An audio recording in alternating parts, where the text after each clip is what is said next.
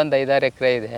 ನಾವು ಮೊದ್ಲು ಅಂದ್ರೆ ಮಳೆ ಆಶ್ರಯದಾಗ ಬೆಳಿತಿದ್ದೋ, ಅವತ್ತಿಗೆ ಇಟ್ಕೆ ಬಟ್ಟಿಗೆ ಪರವಾಗಿರ್ಲಿಲ್ಲ. ಸೊ ಈಗ ಮಾವಿನಕಾಯಿ ಬಂದಾಗ ಯಾವ ತಳಿನ ಆಯ್ಕೆ ಮಾಡ್ಕೊಂಡಿದ್ದೀರಾ? ಬಾದಾಮಿ ಹಾಕೊಂಡಿದ್ದ ನಮ್ದು ಒಂದ್ 25 ಗಿಡ. ಅವಾಗ ಹೆಂಗಿದೆ ಬಾದಾಮಿ ಮಾರ್ಕೆಟಿಂಗ್ ಇದೆಯಾ? ಮಾರ್ಕೆಟ್ ಈ ಸತಿ ಒಂದ್ ಸ್ವಲ್ಪ ಡೌನ್, ಒಂದ್ 25 ರೂಪಾಯಿ 20 ರೂಪಾಯಿ 25 ಹೋಗ್ತದೆ. ಈಗ ನಾವೇನ್ ಮಾರ್ಕೆಟ್ ತಗೊಂಡ್ ಹೋಗಲ್ಲ.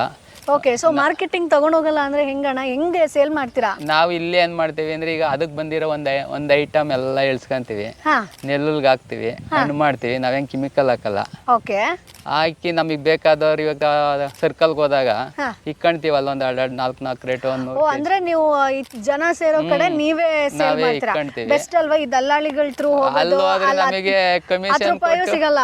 10 ರೂಪಾಯಿ. ಈಗ ನಾವು ಒಳ್ಳೆ ಹಣ್ಣು ತಗೊಂಡೋದ್ರೆ ಅವ್ರು 40 ರೂಪಾಯಿ 30 ರೂಪಾಯಿ ಕೇಳ್ತಾರೆ.